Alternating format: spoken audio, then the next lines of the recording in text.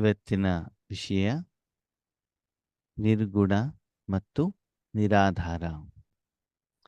ಗುಣ ಅಂತಂದ್ರೆ ಏನು? ಗುಣ ಅಂತಂದ್ರೆ ವಿಶೇಷತೆ ಅಂತ.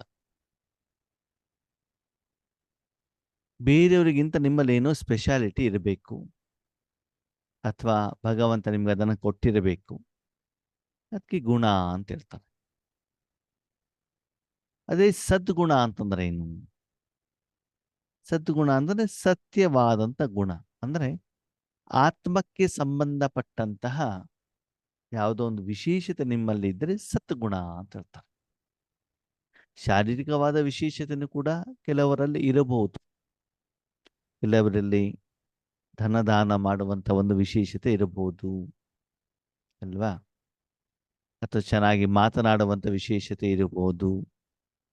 ಕೆಲವರಿಗೇನು ಚಿತ್ರಕಲೆ ಬಿಡಿಸುವಂಥ ವಿಶೇಷತೆ ಇರಬಹುದು. ಅದು ಶರೀರಕ್ಕೆ ಸಂಬಂಧಪಟ್ಟದ್ದು, ಆಕ್ಟಿಂಗ್ ಮಾಡುವಂಥದ್ದು.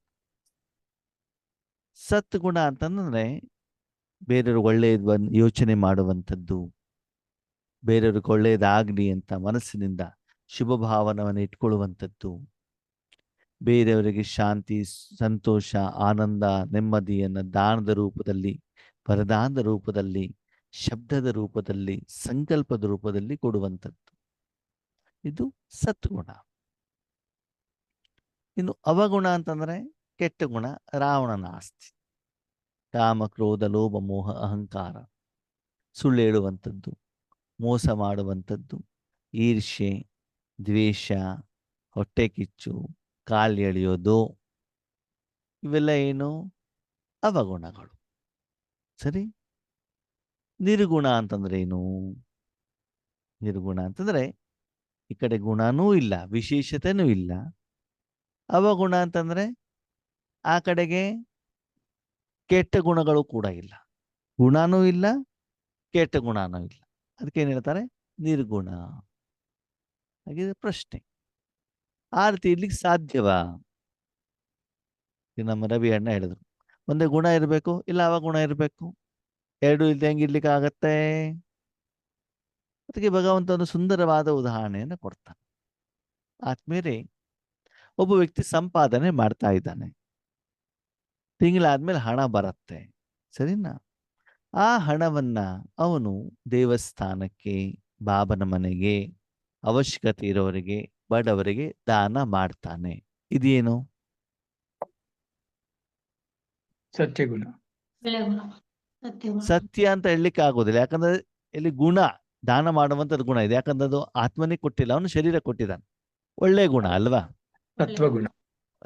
ಒಳ್ಳೆಯ ಗುಣ, ದಾನ ಧರ್ಮ ಮಾಡೋದು. ಯಾಕಂದ್ರೆ ಸತ್ಯವಾದ ಗುಣ ಆಗಿದ್ದಿದ್ರೆ ಬಾಬಾ ಹೇಳ್ತಾರೆ, ದ್ವಾಪರ ಕಲಿಯುಗದಿಂದನೂ ಕೂಡ ಜನ ಧನದಾನವನ್ನ ಮಾಡ್ತಾ ಹೋದ್ರಲ್ವಾ?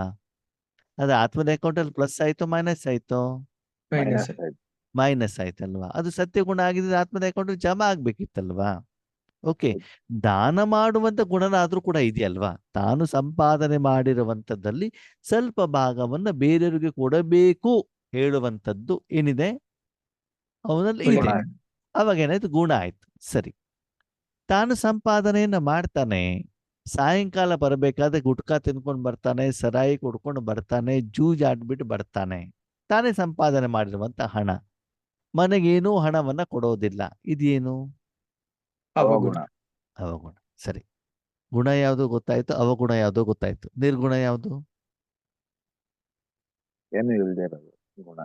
ಸಂಪಾದನೆ ಮಾಡ್ತಾನೆ, ತನಗೆ ತಾನು ಖರ್ಚು ಮಾಡ್ಕೊಳ್ತಾನೆ.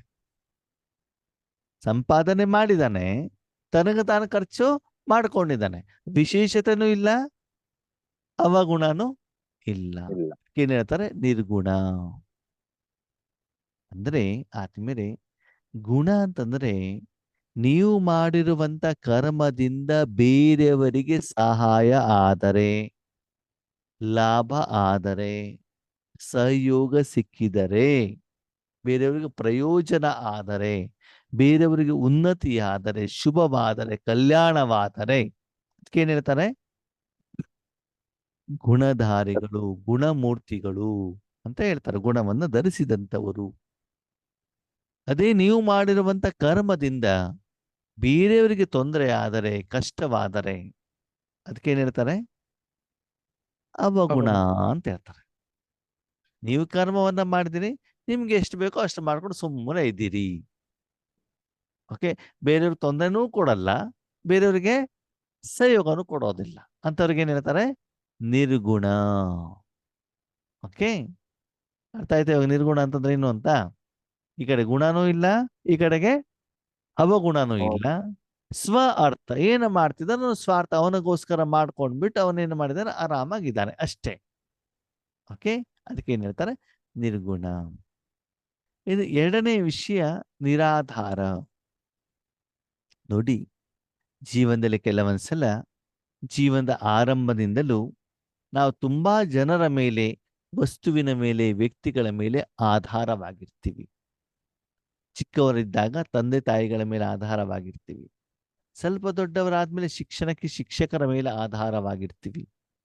ಕೆಲವೊಂದ್ಸಲ ಹಣ ಇರೋದಿಲ್ಲ, ಬೇರೆಯವ್ರ ಮೇಲೆ ಬೇರೆಯವ್ರ ತಕ್ಕೆ ಬೇಡಬೇಕಾಗ್ತದೆ, ಅಥವಾ ಬ್ಯಾಂಕ್ ಹತ್ರ ಸಾಲ ತಗೊಳ್ಬೇಕಾಗ್ತದೆ. ಅದೇನೇ ನೀವು ಸಂಪಾದನೆ ಮಾಡಿದ ಮೇಲೆ, ಸಾಲ ಎಲ್ಲ ತೀರಿಸಿದ ಮೇಲೆ, ನಿಮ್ಮ ಹತ್ರ ಹಣ ಸ್ಟಾಕ್ ಇದ್ದಾಗ ಅವನು ಯಾರ ಮೇಲೂ ಆಧಾರ ಆಗಿರಬೇಕಾದಂತ ಅನಿವಾರ್ಯತೆ, ಅವಶ್ಯಕತೆ ಇರೋದಿಲ್ಲ. ಹಾಗೇನೇ ಆತ್ಮಿಕ ಸಂಪಾದನೆಯಲ್ಲೂ ಕೂಡ ಮೊದಲು ನಾವು ಭಗವಂತನಿಂದ ಜ್ಞಾನವನ್ನ ಪಡ್ಕೊಳ್ಬೇಕು. ನಿಮಿತ್ತ ಆತ್ಮರ ಜೊತೆಗೆ ಜ್ಞಾನವನ್ನ ಪಡ್ಕೊಳ್ಬೇಕಾಗ್ತದೆ. ರಾಜಯೋಗವನ್ನ ಮಾಡಬೇಕಾದ್ರೆ ನಮಗೆ ಫೋಟೋ ಬೇಕಾಗ್ತದೆ, ರೆಡ್ ಲೈಟ್ ಬೇಕಾಗತ್ತೆ, ಹಾಡು ಬೇಕಾಗತ್ತೆ, ಎದುರುಗಡೆ ಯಾವುದೋ ವ್ಯಕ್ತಿಗಳು ಕೂತ್ಕೊಂಡಿರ್ಬೇಕಾಗ್ತದೆ, ಅವರಿಂದ ದೃಷ್ಟಿ ತೆಗೆದುಕೊಳ್ಬೇಕಾಗ್ತದೆ. ಹೌದು ತಾನೆ?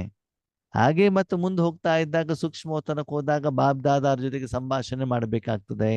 ಅವ್ರ ಸಮ್ಮುಖದಲ್ಲಿ ನಾನು ಇರಬೇಕಾಗ್ತದೆ, ಅವ್ರ ಹತ್ರ ಕಿರಣ ತಗೊಳ್ತಾ ಇದ್ದೇನೆ. ಇದೆಲ್ಲ ಏನು? ಆಧಾರ. ಪರಂಧಾಮಕ್ಕೆ ಹೋಗಿದ್ದೇನೆ, ಬಾಬಾ ಬಿಂದು ಆಗಿದ್ದಾರೆ, ಬಿಂದು ಒಳಗಡೆ ಸಮಾವೇಶ ಆಗಿದ್ದಾನೆ, ಬಾಬಾ ವೈಟ್ ಇದ್ದಾರೆ. ಇದೆಲ್ಲ ಆಧಾರನೋ ನಿರಾಧಾರನೋ? ಆಧಾರ. ಬಾಬಾ ನನ್ನ ಬಿಂದು ಅಂತ ಇಟ್ಕೊಂಡಿದ್ದೇನಲ್ಲ, ವೈಟ್ ಅಂತ ಇಟ್ಕೊಂಡಿದ್ದೇನಲ್ವಾ? ಅಂದ್ರೆ ಯಾವುದೋ ಒಂದು ಸಾಧನವನ್ನ, ನೀವು ಕಾಮೆಂಟ್ರಿನಾದ್ರೂ ಹೇಳ್ಬಹುದು, ಕೇಳಬಹುದು, ಹಾಡಿರಬಹುದು, ಯಾವುದೋ ಒಂದು ಸಾಧನವನ್ನ ಆಧಾರವಾಗಿಟ್ಟು ನಾನು ಪರಮಾತ್ಮನ ಜೊತೆಗೆ ಜೋಡಣೆಯಾದ್ರೆ ಅದಕ್ಕೇನು ಹೇಳ್ತಾರೆ? ಆಧಾರ ಸಹಿತವಾದಂಥ ನೆನಪು. ಆದ್ಮೇಲೆ ಆಧಾರ ಇಲ್ದೇನೆ ಆತ್ಮ ಏನು ಕರ್ಮ ಮಾಡ್ಲಿಕ್ಕೆ ಆಗೋದಿಲ್ಲ. ಅಂದ್ರೆ ಮನ ಮತ್ತು ಬುದ್ಧಿ ಬೇಕೇ ಬೇಕು. ಬೇಕೇ ಬೇಕು ತಾನೆ? ಮನ ಬುದ್ಧಿ ಇಲ್ಲದೆ ಆತ್ಮ ಏನಾದ್ರು ಕರ್ಮ ಮಾಡ್ಲಿಕ್ಕೆ ಆಗತ್ತಾ?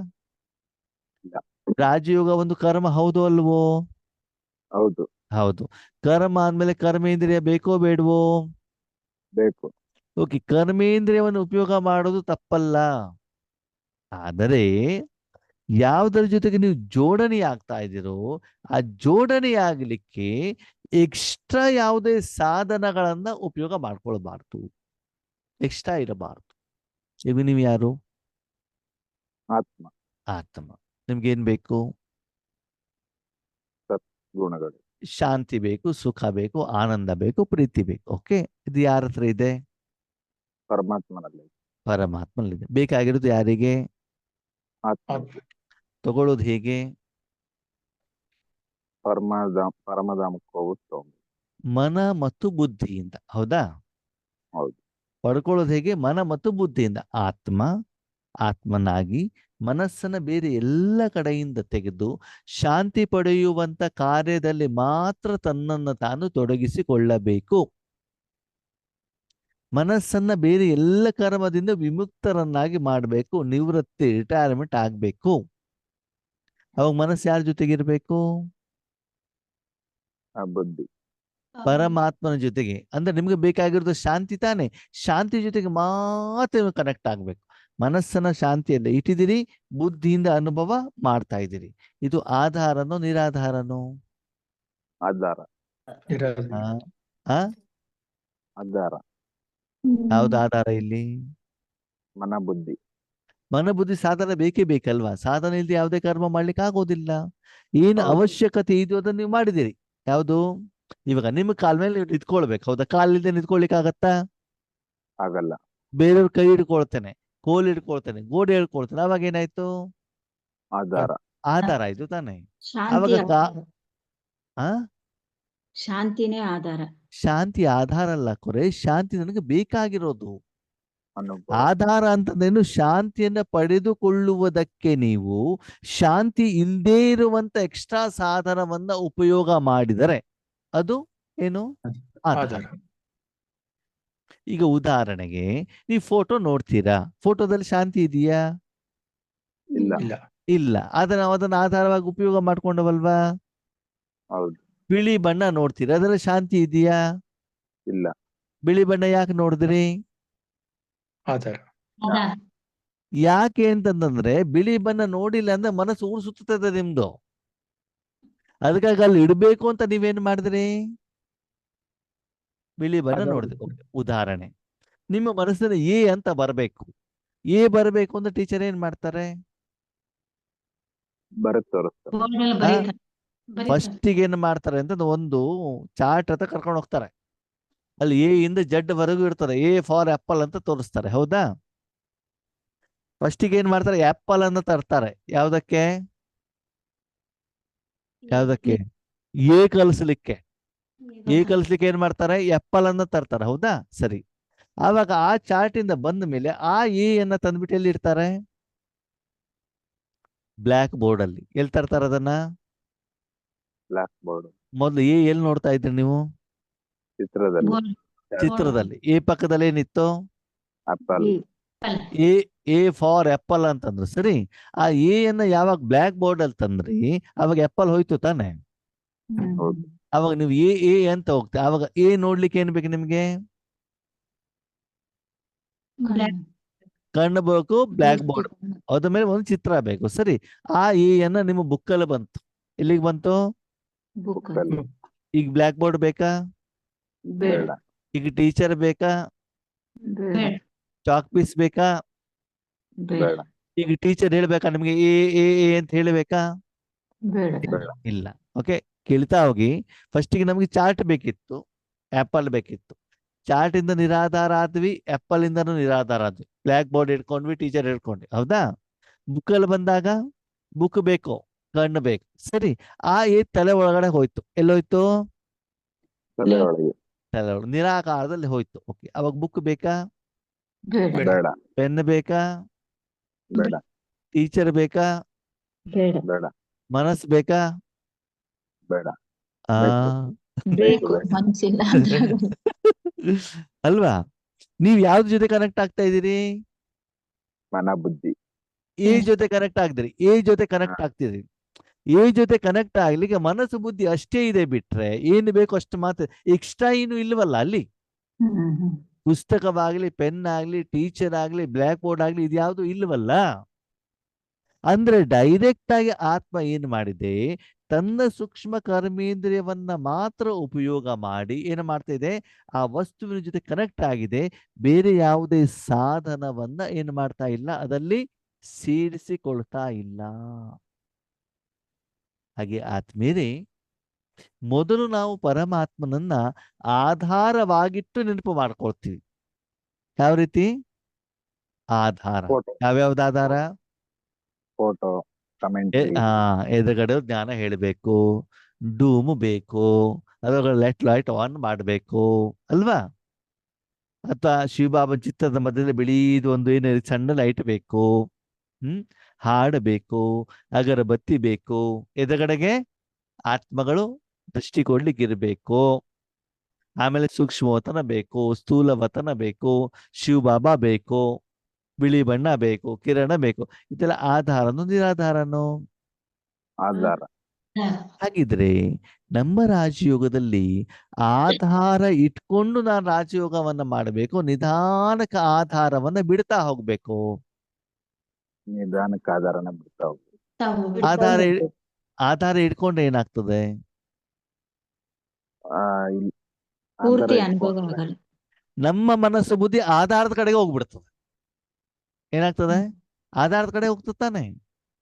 ಓಕೆ, ನೀವು ನಡ್ಕೊಂಡು ಹೋಗ್ತಾ ಇದ್ದೀರಾ, ನೀವು ಅಪ್ಪ ಅಮ್ಮನ ಕೈ ಇಟ್ಕೊಂಡಿದ್ದೀರಾ. ನಿಮ್ಮ ಗಮನ ಅಪ್ಪ ಅಮ್ಮನ ಕೈಲಿ ಕಡೆಗೆ ಇರ್ತದೋ ಇರಲ್ವೋ? ಇರುತ್ತೆ. ಒಬ್ಬರೇ ಹೋದ್ರೆ ಇರಲ್ಲ. ಇರ್ಬೇಕಾಗಿಲ್ಲ, ಯಾಕಂದ್ರೆ ಅವರ ಅವಶ್ಯಕತೆ ಇಲ್ಲ. ನೀವು ದೊಡ್ಡವರಾಗಿದ್ದೀರಿ, ಹೌದಲ್ವೋ? ಹಾಗೆ ಬಾಬಾ ಹೇಳ್ತಾರೆ, ನಿಧಾನವಾಗಿ ರಾಜಯೋಗದ ಕಡೆ, ತಪಸ್ಸಿನ ಕಡೆ, ಸೇವೆಯ ಕಡೆಗೆ ಆಧಾರವಾಗಿರ್ಬೇಕು, ನಿರಾಧಾರವಾಗಿರ್ಬೇಕು. ನಿರಾಧಾರ. ಹಾಗಿದ್ರೆ ನಿಮ್ಮ ರಾಜಯೋಗವನ್ನು ಚೆಕ್ ಮಾಡ್ಕೊಳ್ಳಿ. ಆಧಾರವಾಗಿದೆಯೋ, ನಿರಾಧಾರವಾಗಿದೆಯೋ? ಪುರುಷಾರ್ಥದ ವಿಷಯ ಇರಬಹುದು, ವಿಕರ್ಮ ವಿನಾಶ ಮಾಡುವಂತ ವಿಷಯ ಇರಬಹುದು, ಸೇವೆ ಮಾಡುವಂತ ವಿಷಯ ಇರಬಹುದು.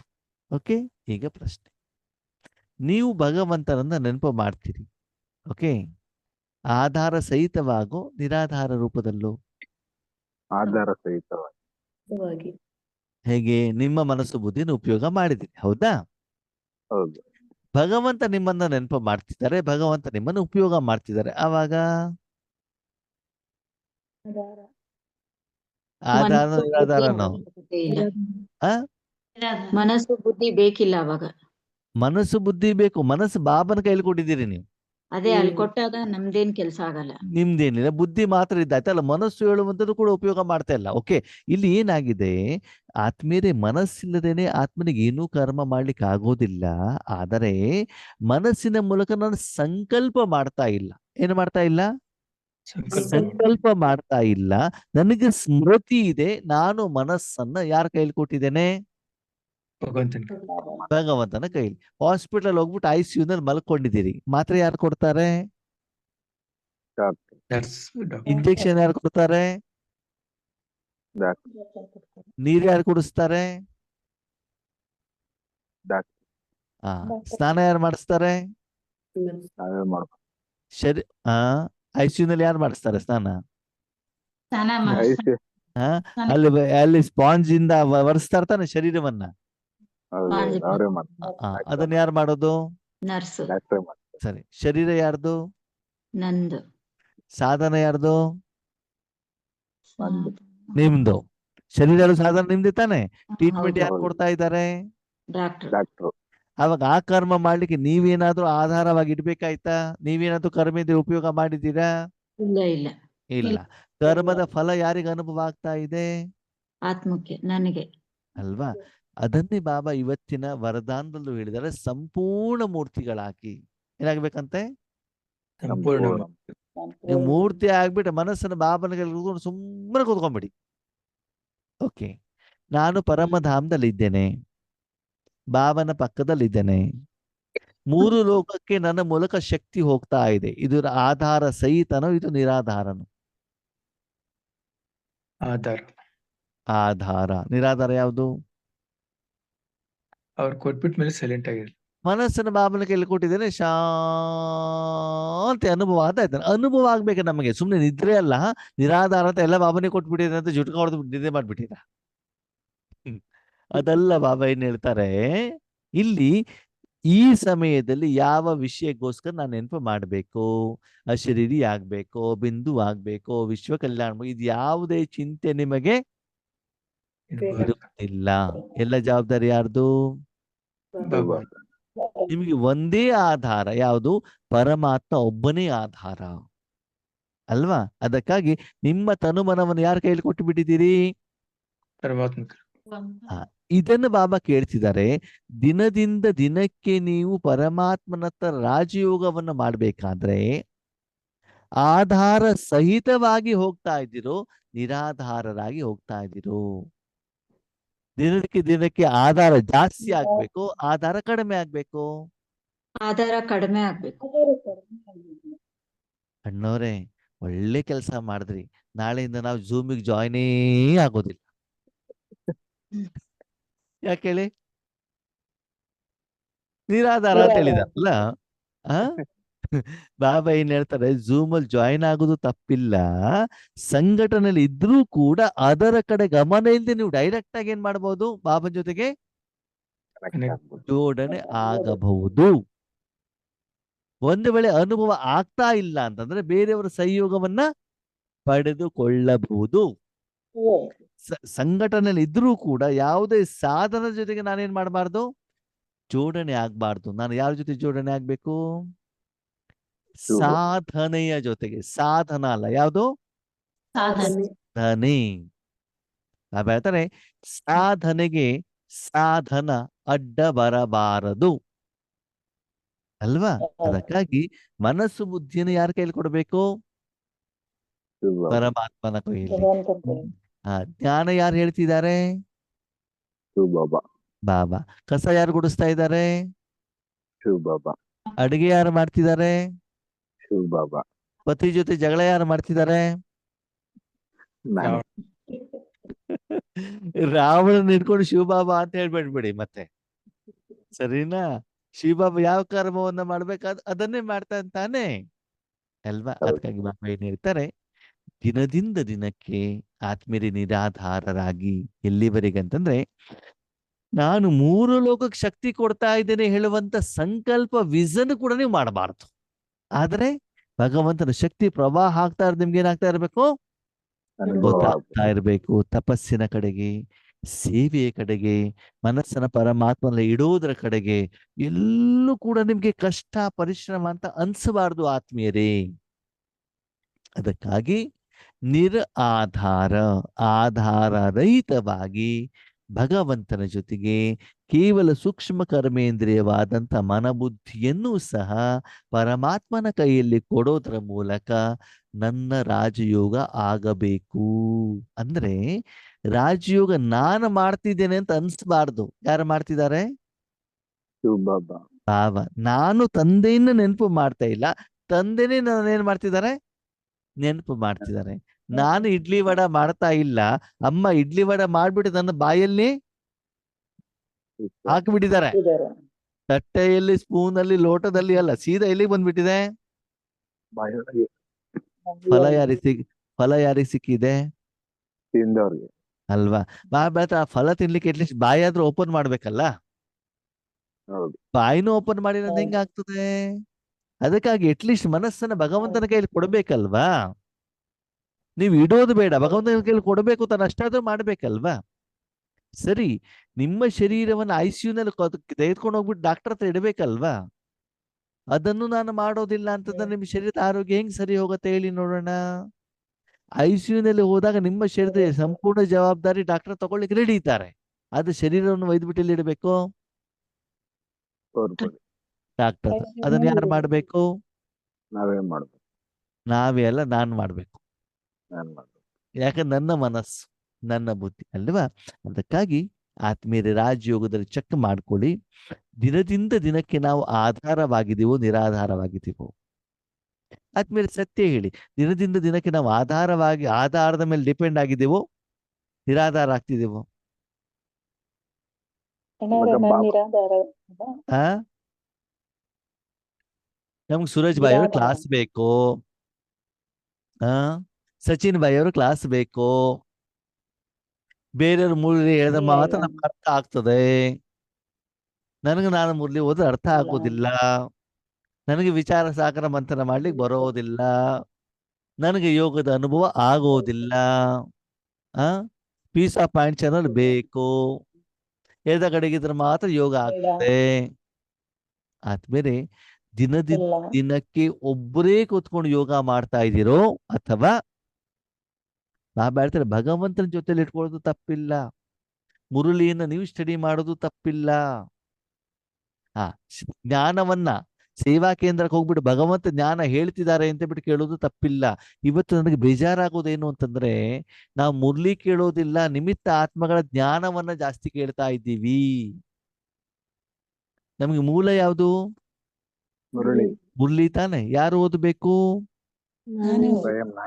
ಹಿಂದಿ ಮುರಳಿ ನಾನೇ ಓದಬೇಕು. ಯಾಕಂದ್ರೆ ನಿಮ್ಮ ಜೀವನಕ್ಕೆ, ನಿಮ್ಮ ಪ್ರಶ್ನೆಗಳಿಗೆ, ನಿಮ್ಮ ಸಮಸ್ಯೆಗಳಿಗೆ ನೀವೇ ಪರಿಹಾರವನ್ನ ಕಂಡುಕೊಳ್ಬೇಕಾಗ್ತದೆ. ಬೇರೆ ನಾವು ಇಂಜಿನಿಯರಿಂಗ್ ಮಾಡ್ತೀವಿ, ಚಾರ್ಟೆಡ್ ಅಕೌಂಟೆನ್ಸಿ ಮಾಡ್ತೀವಿ, ಇಂಗ್ಲಿಷ್ ಕಲಿತೀವಿ, ಬೇರೆ ಭಾಷೆನ ಕಲಿತೀವಿ, ಅಣ್ಣವರೇ ನಮ್ಗೆ ಹಿಂದಿ ಬರೋದಿಲ್ಲ. ವಾವ್!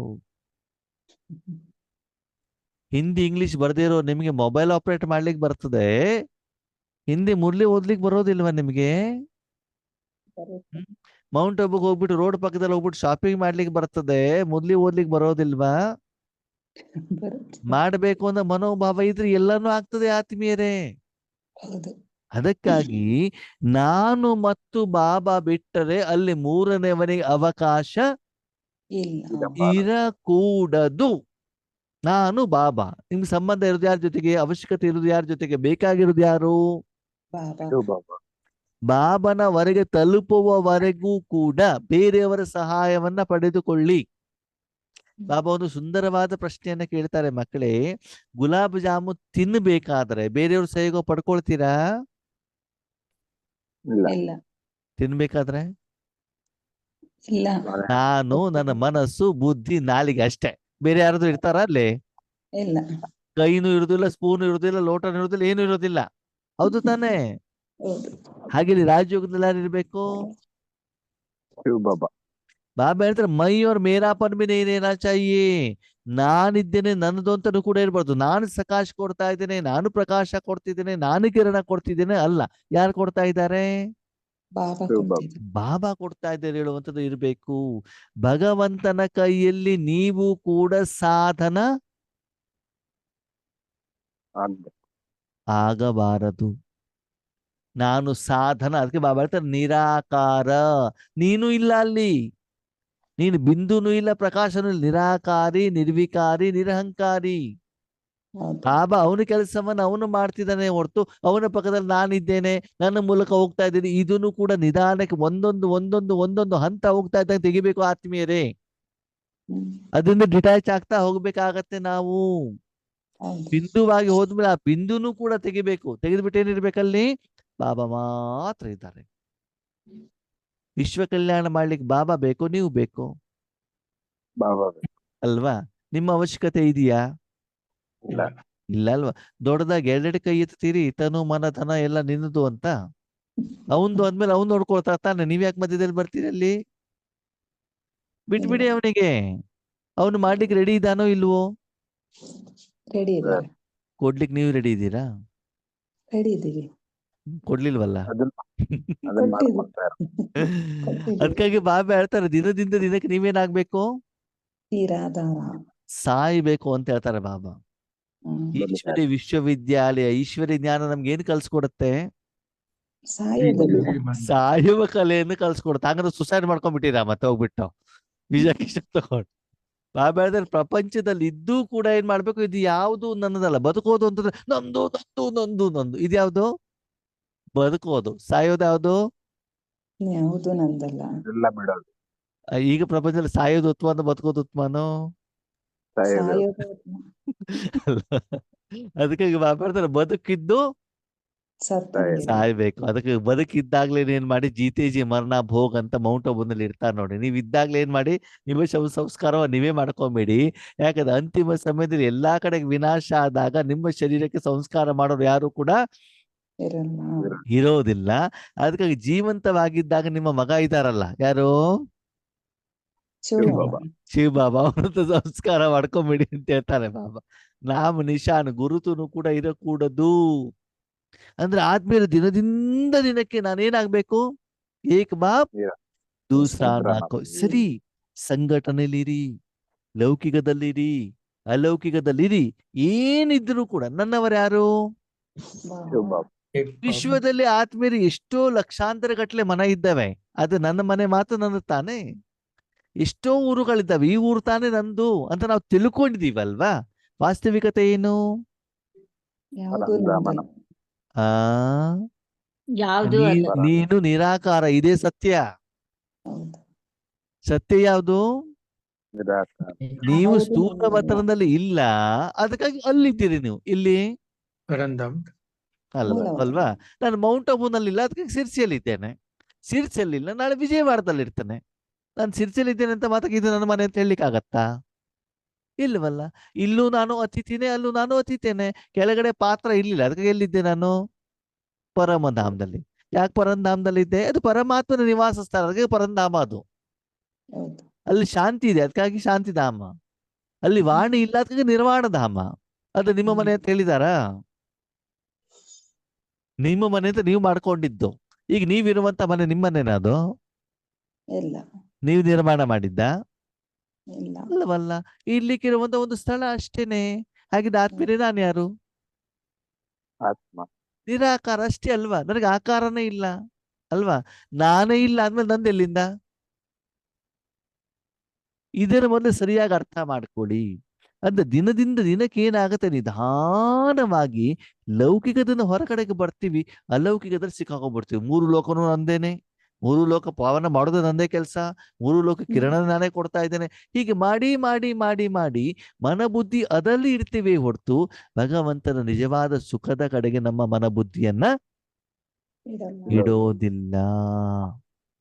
ಈಗ ಹೇಳಿ, ರಾಜಯೋಗದಲ್ಲಿ ಆಧಾರ ಸಹಿತನೂ ನಿರಾಧಾರವಾಗ್ಬೇಕು.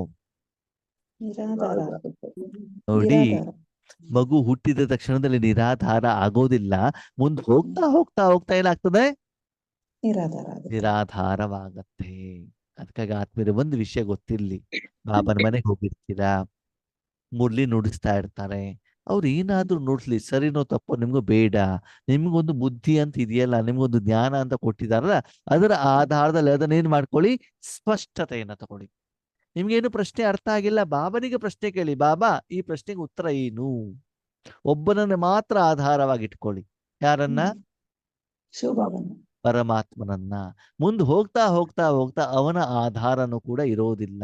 ಆದ್ಮೇಲೆ ಒಂದು ಸಣ್ಣ ಮಗು ಹೊರಗಡೆಗೆ ಹೋದಾಗ, ಸ್ಕೂಲಿನ ಮನೆಗೆ ಬಂದಾಗ ಅಮ್ಮನಿಗೆ ಏನ್ ಹೇಳುತ್ತೆ? ಏನ್ ಹೇಳುತ್ತೆ? ತಿಂಡಿ ಕೊಡು ಅಂತ ಹೇಳತ್ತೆ. ಹೇಳತ್ತೋ ಹೇಳಲ್ವೋ? ಸರಿ. ಆವಾಗ ಅಮ್ಮ ಏನ್ ಹೇಳ್ತಾರೆ? ಕೈಕಾಲ್ ಮುಖ ತೊಳ್ಕೊಂಬ. ಕೈಕಾಲ್ ತೊಳ್ಕೊಂಬ ಆಮೇಲೆ ಕೊಡ್ತೀನಿ ಅಂತ. ಕೊಡ್ತೀನಿ ಅಂತ. ಅಥವಾ ಅಲ್ಲಿ ಅಡಿಗೆ ಮನೆ ಇಟ್ಟಿದ್ದೇನೆ, ಮಾಡಿಟ್ಟಿದ್ದೇನೆ, ತಿನ್ನು ಅಂತ ಹೇಳ್ತಾರೆ. ಮಗು ಏನ್ ಹೇಳುತ್ತೆ? ದಿನೇ ತಿಂತು. ಹಾಗೆ ತಿಂತೀನಿ ಅನ್ನುತ್ತೆ. ನೀನೇ ತಿನ್ನಿಸು ಅಂತ ಹೇಳ್ತದೆ ಅಲ್ವಾ? ನೋಡಿ, ಮಗು ಹೊರಗಡೆಗೆ ಹೋದ್ರೆ, ಆಟ ಆಡ್ಕೊಂಡು ಬಂದ್ರೆ ತಿಂಡಿ ಬೇಕು ಅಂತ ಮಗು ಏನ್ ಮಾಡ್ಬೇಕು? ಕೇಳ್ಬೇಕು ಅಲ್ವಾ? ಅದೇ ಮಗು ತಾಯಿ ಮಡಿಲಲ್ಲಿದ್ರೆ ಅಮ್ಮನೆ ತಿನ್ಸುತ್ತೆ. ಮಗು ಕೇಳ್ಬೇಕು, ಅಥವಾ ಅಷ್ಟೇ ಆ ಟೈಮಿಗೆ ಸರಿಯಾಗಿ ಅಮ್ಮ ಕೊಡ್ತಾ ಇರ್ತಾಳ? ಅಮ್ಮ ಕೊಡ್ತಾ ಇರುತ್ತೆ. ನೀವೆಂತ ಮಗು ಆಗ್ಬೇಕು? ತಂದೆ ಮಡಿಯಲ್ಲಿ ಮಡಿಲಲ್ಲಿ ಇದ್ದಾಗ ನಿಮ್ಗೆ ಯಾವಾಗ ಧನ ಬೇಕು, ಯಾವಾಗ ನಿಮ್ಮ ಹತ್ರ ಸೇವೆ ಮಾಡಿಸ್ಬೇಕು, ಯಾವಾಗ ನಿಮ್ಮನ್ನ ಏಳಿಸ್ಬೇಕು, ಎಲ್ಲ ಕೂಡ ಯಾರು ಮಾಡ್ತಿರ್ತಾರೆ?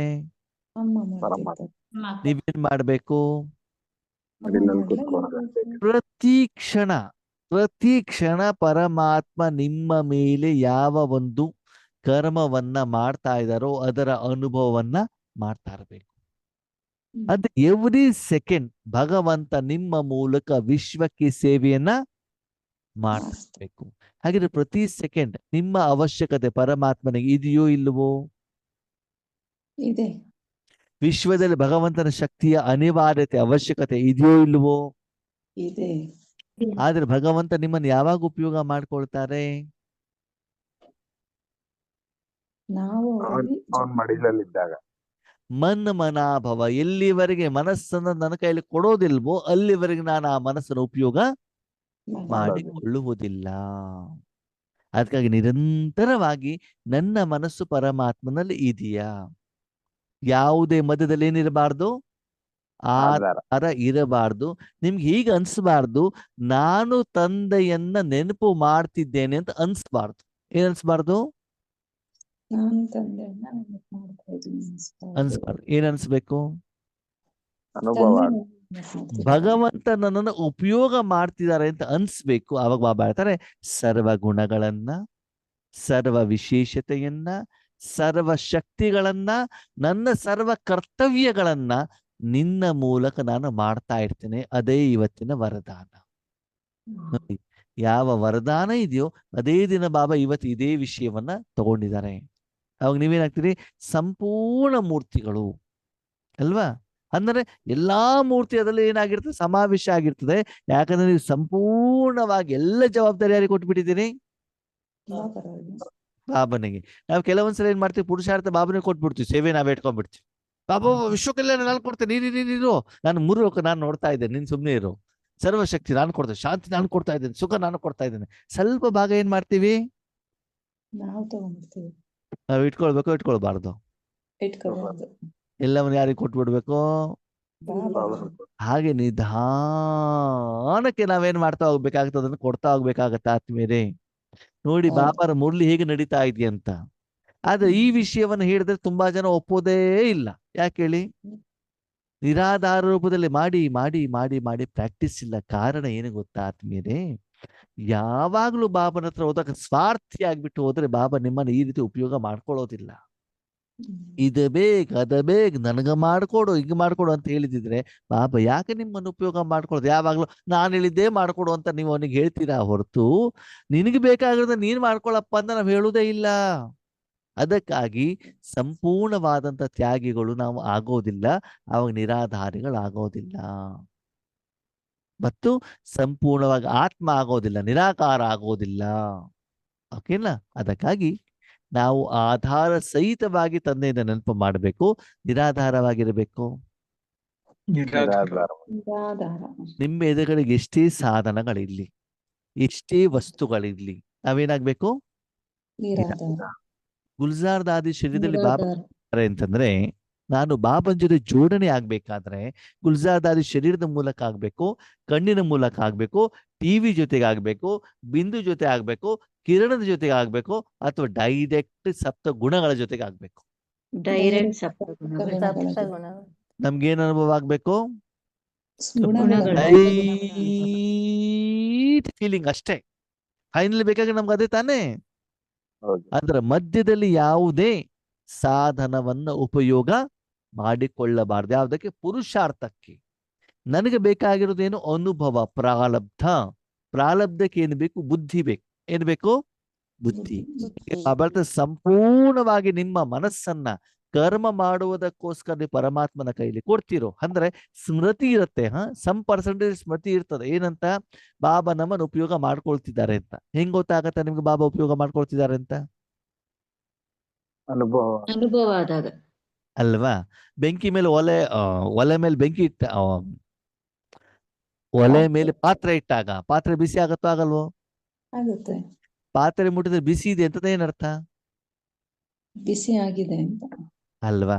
ನೋಡಿ, ಆಕಾಶದಿಂದ ನೀರು ಬರಬೇಕಾದ ನೀರಿನ ಗುಣ ಏನು? ತಂಪು. ಆ ನೀರಿನ ಗುಣ ಸ್ವಚ್ಛತೆ. ನೀರಿನ ಗುಣ ಏನು? ಸ್ವಚ್ಛತೆ. ಚಳಿಯಲ್ಲಿ ನೀರೇನಾಗ್ತದೆ? ತಣ್ಣಗಾಗುತ್ತೆ. ಬಿಸಿಯಲ್ಲಿ ನೀರೇನಾಗ್ತದೆ? ಬಿಸಿ ಆಗುತ್ತೆ. ನೀರಿಗೆ ಮಣ್ಣು ಹಾಕಿದ್ರೆ ಏನಾಗ್ತದೆ? ಗಲೀಜಾಗುತ್ತೆ. ಗಲೀಜಾಗ. ನೀರಿಗೆ ಸಕ್ಕರೆ ಹಾಕಿದ್ರೆ ಏನಾಗ್ತದೆ? ಸ್ವೀಟ್ ಆಗುತ್ತೆ. ಸಿಹಿ ನೀರಿನ ಗುಣನ? ಇಲ್ಲ. ಮಣ್ಣು ಕೆಂಪು ನೀರಿನ ಗುಣನ? ಇಲ್ಲ. ಚಳಿ ನೀರಿನ ಗುಣನ? ಇಲ್ಲ. ಬಿಸಿ ನೀರಿನ ಗುಣನ? ಇಲ್ಲ. ಆಯಿಲ ಗುಣ ನೀರಲ್ಲಿ ಇದೆಯಾ ಇಲ್ವೋ? ಇದೆ. ಯಾಕಿದೆ? ಅದಕ್ಕೆ ಆಧಾರ ಮಾಡ್ಕೊಂಡ. ಯಾಕಂದ್ರೆ ಆ ನೀರು ಅದೆಲ್ಲದ ಜೊತೆಗೆ ಜೋಡಣೆ ಆಗಿದೆ. ಅದಕ್ಕೆ ಆ ಗುಣ ಅದ್ರೊಳಗಡೆಗೆ ಸೇರ್ಕೊಂಡಿದೆ. ಬಂದು ಅಲ್ವಾ? ಈಗ ನಾವು ಈ ಪ್ರಪಂಚದ ಜೊತೆಗೆ ಜೋಡಣೆ ಆದ ಏನಾಗ್ತದೆ? ಕಾಮ, ಕ್ರೋಧ, ಲೋಭ, ಮೋಹ, ಅಹಂಕಾರ. ನೀವು ಒಬ್ಬರೇ ಏನಾಗ್ತದೆ?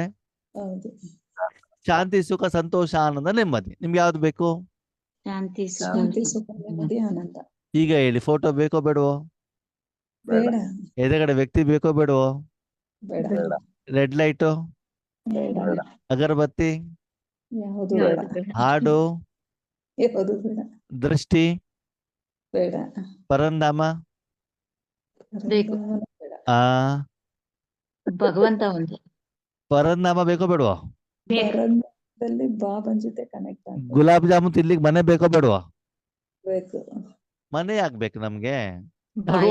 ರೋಡ್ ತಿನ್ಬೋದು, ಆಯ್ತಾರೆ ಸಾಕು. ಪರಂಧಾಮ ಅಂತ ನೀವು ಬಾಬನ ಶಕ್ತಿ ಅನುಭವ ಮಾಡ್ಲಿಕ್ಕೆ ಪರಂಧಾಮ ಜೊತೆ ಕನೆಕ್ಟ್ ಆಗ್ಬೇಕೋ ಬೇಡವೋ? ಆಗ್ಬೇಕು. ಇಲ್ಲ, ಶಕ್ತಿ ಜೊತೆ ಕನೆಕ್ಟ್ ಆಗ್ಬೇಕು. ಹೌದು ತಾನೆ? ಅವಾಗ ಪರಂಧಾಮ ಕನೆಕ್ಷನ್ ಇರ್ಬೇಕೋ ಬೇಡವೋ? ಬೇಡ. ಶಿವಬಾಬಾ ಬೇಕು. ಬೇಕು. ಆ ಶುಭ ಬೇಕೋ ಬೇಡ? ಶಿವಬಾಬಾ ಶಿವಬಾಬಾ ಶಿವಬಾಬಾ ಶಿವಬಾಬಾ ಬೇಕೋ ಬೇಡವೋ? ಹಂಗ ಬೇಡ. ತಂದೆ, ಮನಸ್ಸಿಡ್ಬೇಕು.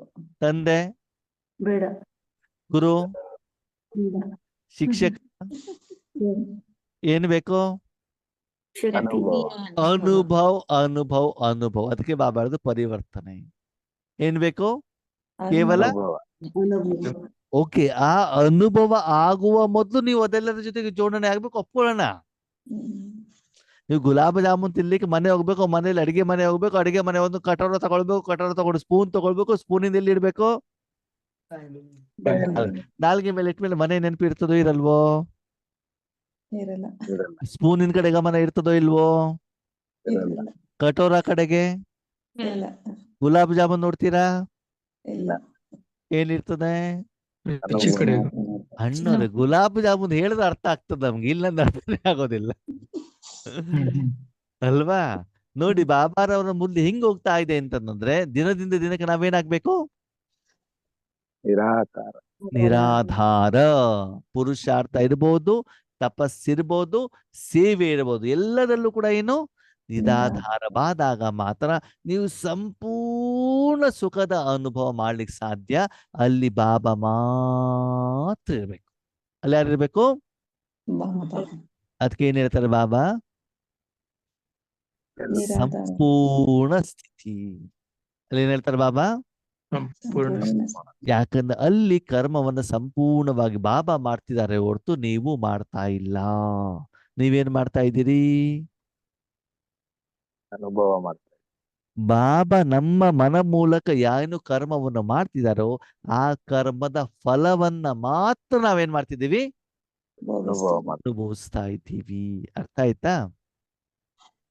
ಆದ್ಮೇಲೆ ಕೇಳೋದು ತುಂಬಾ ಈಸಿ, ಮಾಡ ನೋಡಿ ಗೊತ್ತಾಗ್ತದೆ. ಅಷ್ಟು ಈಸಿ ಇಲ್ಲ. ಅಷ್ಟು ಮಾಡ್ಲಿಕ್ಕೆ ಹೋದ ಫೈನಲ್ ಸ್ಟೇಜ್ ಅಲ್ಲಿ ಹೇಳ್ತಾ ಇದ್ದೀರಾ? ಫೈನಲ್ ಸ್ಟೇಜೇನೆ ಕೇಳಲಿಕ್ಕೆ ತುಂಬಾ ಈಸಿ. 1969 18 ಜನವರಿಗೆ ಬ್ರಹ್ಮಬಾಬಾ ಹೇಳ್ಬಿಟ್ರು, ಅದು ನಮ್ದು ಇನ್ನು ಆ ಸ್ಥಿತಿ ಬಂದಿಲ್ಲ. ಹೌದು ತಾನೆ? ಬ್ರಹ್ಮಬಾಬಾ ಮಾಡಿ ತೋರಿಸಿದ್ದಾರೆ, ನಾವಿನ್ನು ಮಾಡಿಲ್ಲ. ಭಾಷಣ ಬೇಕಾದ್ರೂ ಮಾಡ್ಬಿಡ್ತೀವಿ, ಬೇರೆಯವ್ರಿಗೆ ಹೇಳ್ಬಿಡ್ತೀವಿ. ಆದ್ರೆ ಪ್ರಾಕ್ಟಿಕಲಿ ನಮ್ದು ಆಗಿದೆಯಾ? ನೀವು ಚೆಕ್ ಮಾಡ್ಕೊಳ್ಳಿ, ಬೇರೆಯವ್ರನ್ನ ಚೆಕ್ ಮಾಡೋದು ಬೇಡ, ಯಾರು ಹೆಂಗಿದ್ದಾರೆ ಅಂತೇಳಿ ಬಿಟ್ಟು ಅಲ್ವಾ? ಅದಕ್ಕಾಗಿ ಆದ್ಮೇಲೆ ಆದಷ್ಟು, ಯಾಕಂದ್ರೆ ನನಗೆ ತುಂಬಾ ಬೇಜಾರಾಗೋದು ಯಾಕೆ ಗೊತ್ತಾ? ಇವತ್ತು ಕೂಡ ಎಕ್ಸಾಮ್ ಅಂತೆ, ಪರೀಕ್ಷೆ ಅಂತೆ, ಪಾಸ್ ಅಂತೆ, ಫೇಲ್ ಅಂತೆ, ಕಿರಣ ಅಂತೆ, ಎಷ್ಟು ಅದ್ರಲ್ಲಿ ತಲೆ ಹಾಳು ಮಾಡ್ಕೊಳ್ತಿದೀವಿ ಅಂತಂದ್ರೆ ಯೋಗ ಒಂದು ಬಿಟ್ಟು ಬೇರೆದೆಲ್ಲ ಐತೆ. ಹೌದು ದಿನದಿಂದ ದಿನಕ್ಕೆ ನಾವೇನಾಗ್ತಿದೀವಿ? ಆಧಾರ. ಹೌದು ತಾನೆ?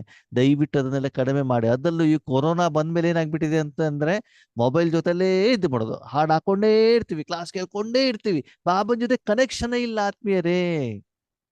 ತುಂಬಾ ಸಾಧನಗಳ ಮೇಲೆ ಡಿಪೆಂಡ್ ಆಗ್ಬಿಟ್ಟಿದೀವಿ. ಅಷ್ಟು ಟೈಮ್ ಆದ ತಕ್ಷಣ ಅವ್ನು ಯೋಗಕ್ಕೆ ಹೋದ್ಬಿಟ್ರೆ ಅಲ್ಲಿ ಜನ ಟಕ್ ಅಂತ ರೆಡ್ ಲೈಟ್ ಆನ್ ಮಾಡ್ಲಿಕ್ಕೆ ಓಡ್ತಾರೆ, ಹಾಡ್ ಹಾಕ್ಲಿಕ್ಕೆ ಓಡ್ತಾರೆ. ಯಾಕೆ? ಯಾಕೆ? ಆಧಾರದ ಮೇಲೆ ಡಿಪೆಂಡ್ ಆಗ್ಬಿಡುತ್ತೆ. ನಾವ್ ಹೇಳಿದ್ರೆ ಅರ್ಥ ಆಗುದಿಲ್ಲ ಅವರಿಗೆ. ಯಾವುದೇ ಬೇಡ, ವೈಟ್ ಲೈಟ್ ಇರ್ಲಿ, ಬಾಬನ್ ಜೊತೆ ಡೈರೆಕ್ಟ್ ಆಗಿ ಜೋಡಣೆಯಾಗಿ 3 ದಿನ ಅನುಭವ ಆದ್ಮೇಲೆ ಗೊತ್ತಾಗ್ತದೆ ಇವ್ರು ಹೇಳ್ತಾ ಇರೋದು ಸರಿ ಅಂತ. ಅದಕ್ಕಾಗಿ ಆದ್ಮೇಲೆ ಸಾಧನೆಯನ್ನ ಮಾಡಿ ಸತ್ಯತೆ ಬಾಬಾ ಏನ್ ಹೇಳ್ತಾರೆ ಅರ್ಥ ಮಾಡ್ಕೊಳ್ಳಿ. ಓಕೆ, ಆರಂಭದಲ್ಲಿ ಬೇಕು, ಬಾಬಾ ಸಂಪೂರ್ಣವಾಗಿ ಬೇಡ ಅಂತ ಹೇಳೋದಿಲ್ಲ. ಅದ ನಿಧಾನಕ್ಕೆ ಒಂದೊಂದೊಂದೇ ಬಿಡ್ತಾ ಹೋಗ್ಬೇಕಲ್ಲ. ಕೊನೆಯ ಮಾತು ಆತ್ಮೀಯರೇ, ಈಗ ನೀವು ಜೀವನ ಪೂರ್ತಿ ತಂದೆ ನೆನಪು ಮಾಡ್ತಾ ಇರ್ತೀರೋ ಅಥವಾ ಭಗವಂತ ನಿಮ್ಮನ್ನೆಲ್ಲ ಉಪಯೋಗ ಮಾಡ್ಕೊಳ್ಬೇಕು? ಭಗವಂತ ಉಪಯೋಗ ಮಾಡ್ಕೊಳ್ಬೇಕು ತಾನೆ. ಈಗ ಸಮಯ ಬಂದಿದೆ, ನೀವು ವಿಶ್ವಕ್ಕೆ ಏನಾದ್ರು ಒಂದು ಕೊಡಬೇಕು. ಬಾಬಾ ನಿಮ್ಮನ್ನ ಸಾಧನವಾಗಿ ಉಪಯೋಗ ಮಾಡ್ಕೊಳ್ಬೇಕು. ಬರೀ ಬಾಬಾ ನೆನ್ಪು ಮಾಡಿ ಕೊಡು ಕೊಡು ಕೊಡು ಕೊಡು ಅಂತ ಬೇಡ್ತಾ ಹೋದ್ರೆ ನಂಬರ್ 1 ಯಾವಾಗ ಬರ್ತೀರಿ ನೀವು? ಇವಾಗ ಕೊಡುವಂತ ಬೇಡುವಂತ ಸಮಯ ಅಲ್ಲ, ಭಗವಂತ ನಿಮ್ಮ ಮೂಲಕ ವಿಶ್ವಕ್ಕೆ ಸಮಯ. ಅವಾಗಲ್ಲಿ ಯಾರಿರ್ಬೇಕು? ಬಾಬಾ ಅವರು ಮಾತ್ರ ಇರ್ಬೇಕು. ನಿಮ್ಗೆ ಸಪ್ತ ಗುಣಗಳ ಅನುಭವ ಬಿಟ್ರೆ ಬೇರೆ ಯಾವ್ದ್ರ ಜೊತೆಗೂ ನೀವೇನಾಗಿಲ್ಲ ಕನೆಕ್ಟ್ ಆಗಿ ಶಾಂತ. ಅಷ್ಟು ಮಾತ್ರ ನಮ್ಗೆ ಗೊತ್ತದನ್ನ ಪ್ರಾಕ್ಟೀಸ್ ಮಾಡಿ ಆದ್ಮೇಲೆ. ಅದಕ್ಕಾಗಿ ನಾವು ಪುನಃ ಹೇಳೋದು, ನೀವು ದೃಷ್ಟಿ ತಗೊಳ್ಳಿ ಅಂತ ನಿಮ್ಗೆ ಹೇಳುವಂತ ಉದ್ದೇಶ ಏನು ಅಂತಂದ್ರೆ, ಏನ್ ಆ ಸ್ಥಿತಿ ಹೇಳಿದಿರ್ತದೆ ಆ ಸ್ಥಿತಿಯನ್ನು ನಾವು ಸಾಧನೆ ಮಾಡ್ತಾ ಇರ್ತೀವಿ. ಅವಾಗ ಅದನ್ನು ನೋಡಿದಾಗ ನಿಮ್ಗೆ ಏನಾಗತ್ತೆ? ಅನುಭವ ಆಗ್ತದೆ. ನಿಮ್ಮ ಮನೇಲಿ ಫ್ಯಾನ್ ಇರ್ತದೆ, AC ಇರ್ತದೆ, AC ಕಡೆ ಗಮನ ಕೊಟ್ಟಾಗ ನೋಡ್ದಾಗ ತಾನೆ ತಂಪು ಅನುಭವ ಆಗಿದ್ದು ಗೊತ್ತಾಗತ್ತೆ. ಬಲ್ಬಿನ ಕಡೆ ನೋಡ್ದಾಗ ತಾನೆ ಪ್ರಕಾಶ ಬಂದಿರೋದು ಗೊತ್ತಾಗತ್ತೋ ಗೊತ್ತಾಗಲ್ವೋ? ಅದೇ ನೀವು ಗಮನ ಕೊಟ್ಟಿಲ್ಲ ಅಂತಂದ್ರೆ ಏನಾಗತ್ತೆ? ಅಷ್ಟು ಅನುಭವ ಆಗೋದಿಲ್ವಲ್ಲ. ಓಕೆ, ಅದಕ್ಕಾಗಿ ಬಾಬಾ ಏನ್ ಹೇಳ್ತಾರೆ? ನಿರಾಧಾರರಾಗಿ. ಓಕೆ, ಅಚ್ಚಾ, ಓಂ ಶಾಂತಿ. ಕೊನೆಯ ಮಾತು, ನಿರಾಧಾರ ಅಂತ ಶಿವಬಾಬಾನೇ ಬಿಟ್ಬಿಟ್ಟಿರ. ಆಮೇಲೆ ಆ ಅನುಭವ ಮಾಡೋದನ್ನು ಬಿಟ್ಬಿಟ್ಟಿರ. ಕರ್ಮ ಮಾಡೋದಲ್ಲಿ ನಿರಾಧಾರನೇ ಹೊರ್ತು ಕರ್ಮದ ಫಲ ಅನುಭವ ಮಾಡೋದಲ್ಲಿ ನಿರಾಧಾರ ಅಲ್ಲ. ಬಾಬಾ ಎಂಥ ಬುದ್ಧಿವಂತ ಅಂದ್ರೆ ಕರ್ಮಾತೀತ ಅಂತ ಹೇಳಿದ್ರೆ ಹೊರ್ತು ಕರ್ಮದ ಫಲದಿಂದ ಅತೀತ ಅಂತ ಎಲ್ಲಾದ್ರೂ ಹೇಳಿದ್ರ? ಇಲ್ಲ. ಬಾಬಾ ಏನ್ ಹೇಳ್ತಾರೆ? ಕರ್ಮ ಅದೇ. ನೀನ್ ಮಾಡಬೇಡ, ಕರ್ಮದ ಜವಾಬ್ದಾರಿ ನನಗೆ ಕೊಡು, ನಾನ್ ತೆಗೆದುಕೊಳ್ಳಿಕ್ಕೆ ರೆಡಿ ಇದ್ದೇನೆ. ಆದ್ರೆ ಕರ್ಮದ ಫಲವನ್ನ ಆ ಸಮಯದಲ್ಲಿ ನೀನೇನ್ ಮಾಡ್ತಾ ಇರ್ಬೇಕು?